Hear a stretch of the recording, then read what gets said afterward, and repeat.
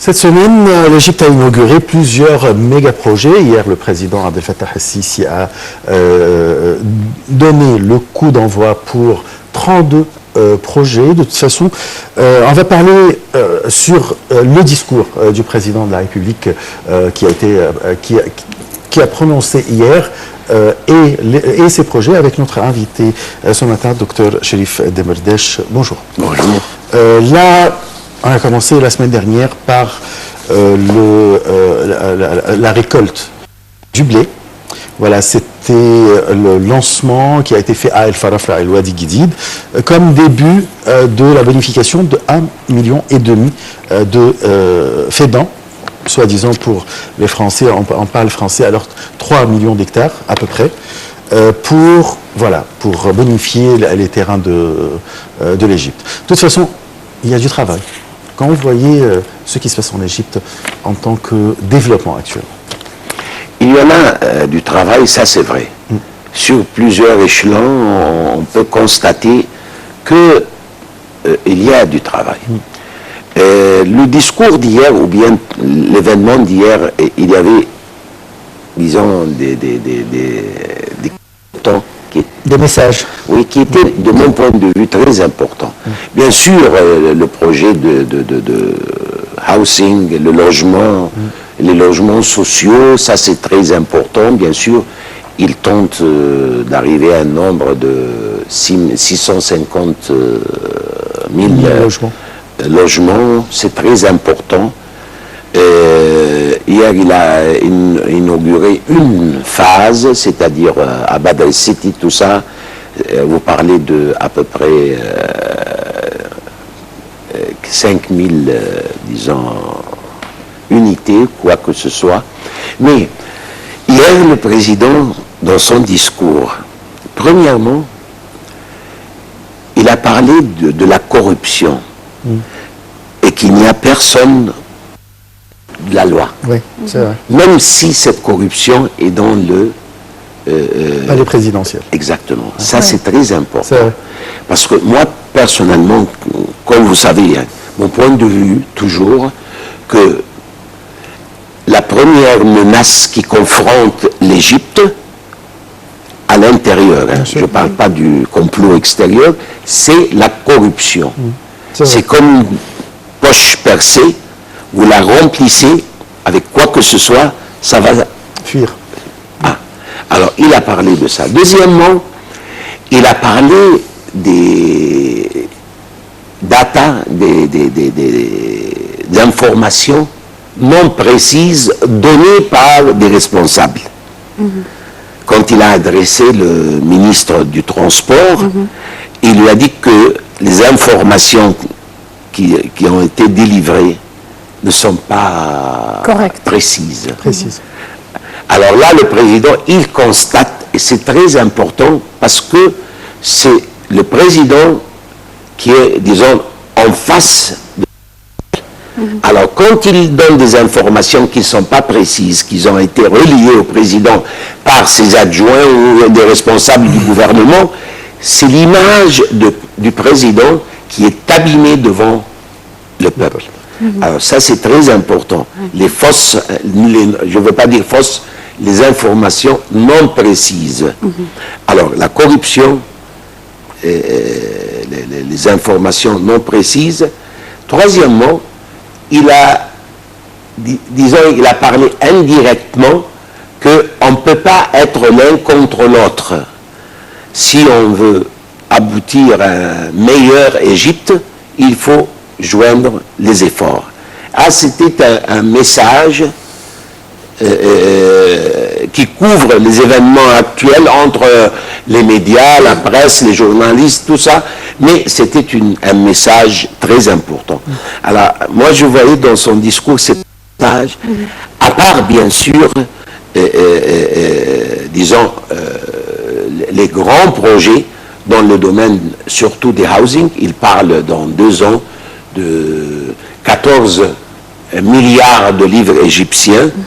Il parle de 650 000, 660 000 de... Et même 800 000, il a dit qu'on peut aller jusqu'à 800 000 logements. Là de 850 000 des logements hasardeux, hasardeux, pardon. Et il y avait des habitants dans des... Dans les bidonvilles qui vont être bâtis.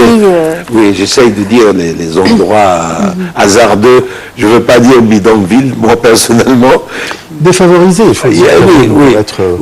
Alors, il y a 850 000 d'habitants, c'est-à-dire presque 1 million d'Égyptiens. Ils sont dans des conditions inhumaines. Oui, mais il faut 14 milliards de livres égyptiens. Il a parlé aussi qui était très important pour moi aussi, il a parlé du chemin du fer, qu'il fallait qu'il soit opérationnel sur des bases économiques, c'est-à-dire il doit financer par ses moyens, ses propres moyens, le développement de ce secteur-là, c'est-à-dire on ne peut pas toujours attendre que l'argent vienne de l'État, non.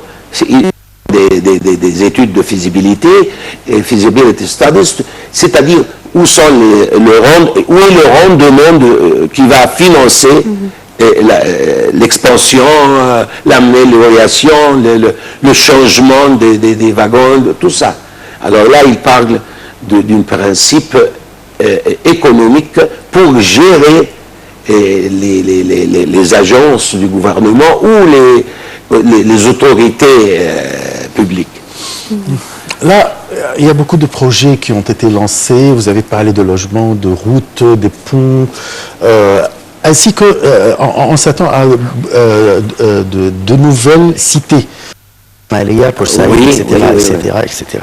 Là, la situation en Égypte en général, si on regarde un peu largement vers l'Égypte et situation politique, économique, est-ce qu'on est sur la bonne voie? Vous voyez que, voilà, on commence à être sur la bonne voie.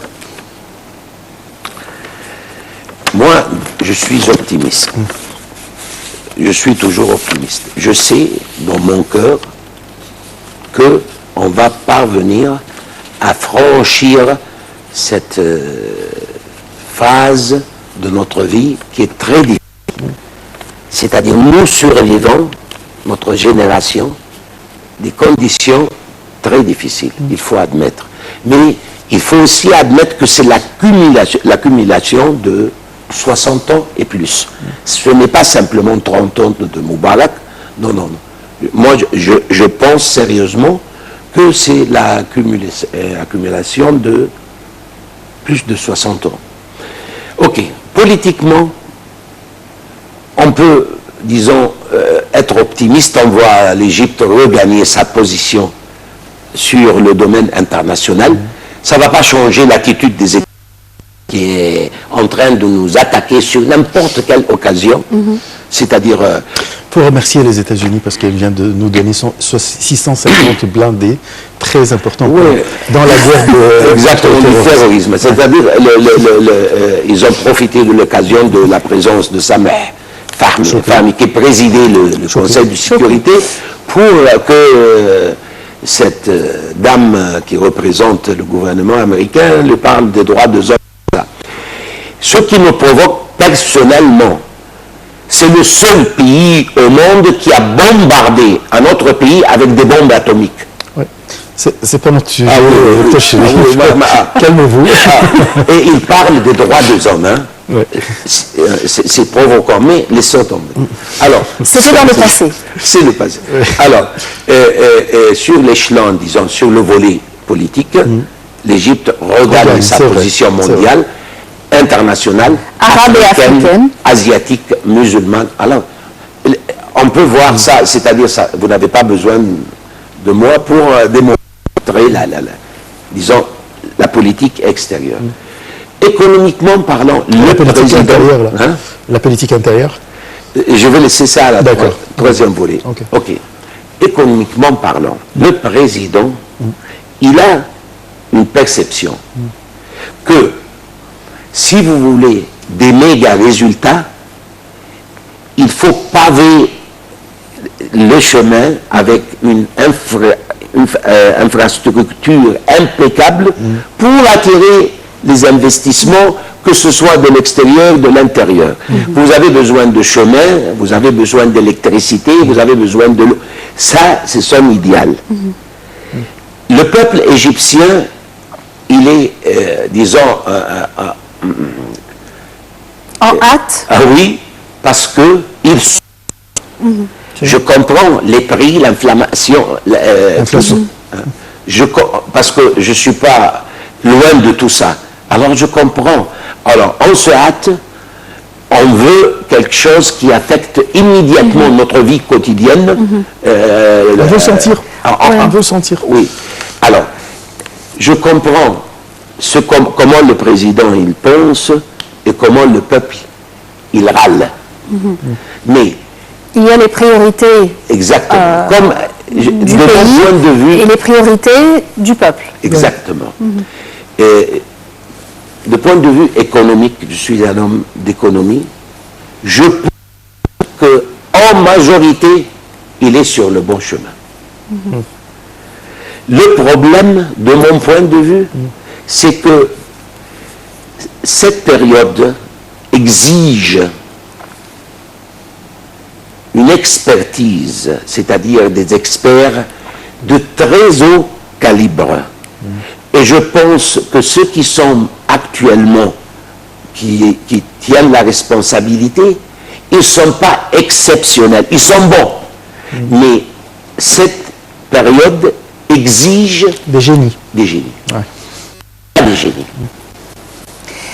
La période exige d'avoir des génies ou exige d'autres personnes avec d'autres mentalités, peut-être d'autres plans, d'autres perspectives, de changer un peu. C'est pour cela que j'ai dit génie. C'est-à-dire, génie égale tout ce que vous venez de dire maintenant. C'est des gens qui peuvent créer ce qui n'existe pas, c'est-à-dire inventer des ressources. nouvelles idées. C'est-à-dire, Pourquoi inventer? Pourquoi pas ne pas copier Parce que- les autres pays qui ont bien réussi Oui. en point de vue économique, au lieu d'inventer et de tomber dans une fossée de juste ou faux. Non, mais d'accord, comme je dis, inventer, c'est-à-dire, je ne veux pas dire trouver quelque chose d'original qui n'a jamais été implanté dans le monde du Parlement. Mais pour copier, il faut être génie. C'est-à-dire, si vous copiez, hein, attention, quelque chose, et vous copiez mal, c'est une catastrophe. Mais oui, bien sûr. Et on doit copier d'un Parce que- autre pays qui nous ressemble. Exactement. Il y a deux choses. Il y a copier, c'est-à-dire il faut comprendre ce qu'on copie, puis il y a l'adaptation, qui est très difficile. C'est vrai. Alors ça demande des génies. Alors je parle... D'accord. hein, c'est-à-dire copier toujours. C'est-à-dire, par exemple, le Japon, c'est le Japon. C'est des copieurs, hein. Mais pourquoi tout le monde n'est pas le Japon? C'est le Japon. Facile, hein. Alors, Il y a les Coréens aussi, il y a les Chinois. c'est-à-dire, ce sont tous des Plus facile à copier, non? Non, ils ont tous suivi le modèle japonais. Hein. Ouais. Ils n'étaient pas sur le même échelon, le même niveau du Japon. Non, c'est des followers, tous ces pays-là, de l'expérience japonaise. Ouais. Ils ont profité de l'expérience japonaise. Avec l'adaptation Exactement. selon le peuple. Selon Alors, ça, c'est économiquement. Mais je suis optimiste. Il reste la situation à la l'intérieur. politique intérieure. Ouais. Je pense que, personnellement, il y a beaucoup de problèmes. C'est-à-dire, je vois qu'il y a beaucoup de groupes, et chaque groupe, c'est-à-dire, il est tiré à quatre épingles, il a les griffes dressées, et qui veut sauter sur l'autre groupe. Je ne pense pas qu'on peut concrétiser des succès avec cette attitude psychologique. Et je vois qu'il y a une atmosphère psychologique négative. Oui. Ça, c'est mon point de vue. C'est-à-dire, chacun, il veut acquérir dans l'ensemble de la société une position privilégiée. Que ce soit dans l'intérêt national de l'Égypte, que ce soit pas, je ne veux pas dire qu'ils s'en foutent carrément, mais ils sont désintéressés. Par contre, nous avons le Parlement dont toutes ces parties sont représentées au Parlement. Même l'opposition, c'est-à-dire l'extrême des deux côtés. Là. Pourquoi on ne travaille pas ensemble? Parce que Achraf, le Parlement, là, c'est, disons, il ne faut pas... Nous sommes dans une transition, dans une période transitoire. C'est vrai. Le Parlement reflète cette transition. C'est-à-dire, le Parlement, il reflète tout ce qui est arrivé les 5 dernières années. Et quand on parle des 5 dernières années, voilà nos grimaces. C'était pas facile, au moins. Je vais être très poli. Les pires de notre vie. Hein. C'est-à-dire, moi, j'ai à peu près 60 ans, maintenant j'ai dépassé les 60 ans. Hein. C'est une période la plus difficile de ma vie. Alors, le Parlement, c'est une réflexion, période très difficile. Il faut attendre. Hein. Il faut attendre qu'il y a toujours, disons, une réaction chimique qui est en train de se formuler entre nos espoirs, notre position actuelle, notre, comme on dit, capacité. Et la réalité. Et la réalité. Notre capacité qui a été infectée par un système d'éducation horrible. Un système de moralité terrible. Un système sanitaire qui n'existe jamais. Alors, il faut comprendre que ce Parlement, il est le représentant de tout ça. Ouais, alors, tout là, maintenant, il y a une réaction chimique entre tous ces éléments-là. On ne peut pas attendre à la perfection, c'est-à-dire le Parlement. Vous ne trouvez pas que tout ça, c'est positif? Bien sûr. Parce que ça va mener à ce que tout le monde va comprendre et s'unir à la fin. Exactement. Ouais. Ceux qui, disons... On n'a pas d'autre choix. Les Égyptiens n'ont pas d'autre choix. Et toujours, je suis convaincu que quand disons, je ne veux pas dire, quand on a le sentiment qui se développe, que nous sommes vraiment dans une situation pittoresque, il y a un espoir. Le problème, c'est quand vous considérez tout ce qui se passe autour de vous-même, qu'il n'y a pas de meilleur. Mais quand vous réalisez que vous êtes vous avez, disons, atteint le pire, alors là, il y a un espoir de rebondir pour grimper au sommet. Ça veut dire qu'on est dans une situation, c'est vrai, difficile, mais on va... En anglais, on dit libre. Oui, mais on va la dépasser. Voilà. Inch'Allah, je suis tout à fait convaincu et sûr. Je vous remercie beaucoup, Dr Cherif El Demartej. Vous êtes professeur de relations extérieures et analyste politique, bien sûr. Je vous remercie pour ces explications concernant la politique extérieure, intérieure et la situation économique en Égypte et les relations ou bien égyptiennes avec le reste du monde. Je vous remercie beaucoup. Merci. Merci, mesdames et messieurs. Avec cette note très optimiste, je vous laisse avec le reste de nos programmes.